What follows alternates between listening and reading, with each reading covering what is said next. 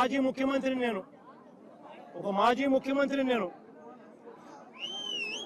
అవమానించడం కోసం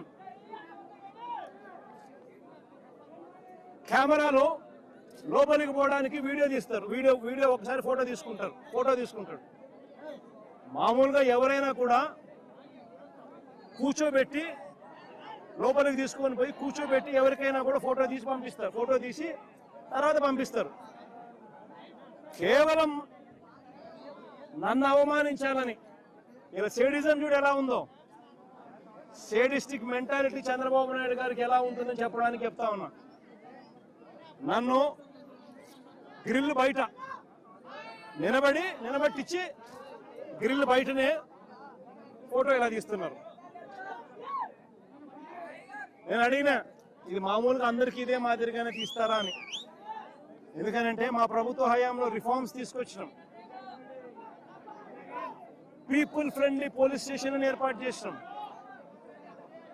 పోలీస్ స్టేషన్కి ఎవడైనా వచ్చినా కంప్లైంట్ ఇవ్వడానికైనా కానీ ఇంకొకటికైనా కూడా కూర్చోబెట్టి కర్టసీ ఎక్స్టెండ్ చేసి చిక్కటి చిరునవ్వుతోనే కంప్లైంట్ తీసుకునే వ్యవస్థను మేము తీసుకొచ్చినాం.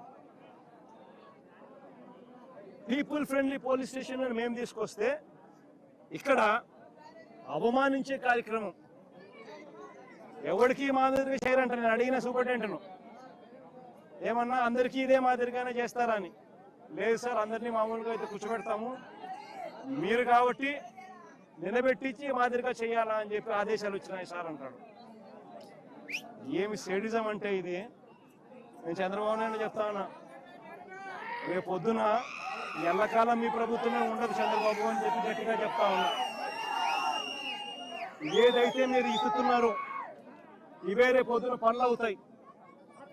ఏదైతే తప్పుడు సాంప్రదాయాన్ని మీరు మొదలెడతా ఉన్నారో ఇవే రేపు పొద్దున రెండింతలై మీకు చుట్టుకుంటాయని చెప్పి చంద్రబాబు నాయుడు గారికి గట్టిగా వార్నింగ్ ఇస్తూ ఇవాళ చెప్తా ఉన్నాను.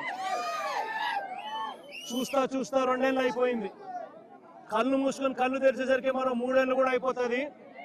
దాని తర్వాత మాత్రం ఇదే చంద్రబాబు నాయుడు గారికి చెప్తా ఉన్నా, వెన్నుపోటు పార్టీకి నాయకుడిగా ఉన్న చంద్రబాబు నాయుడు గారికి చెప్తా ఉన్నా, ఈ మాదిరిగా తప్పుడు కార్యక్రమాలు ఏదైతే చేస్తా ఉన్నావో, తప్పుడు విత్తనాలు నాటుతా ఉన్నారు.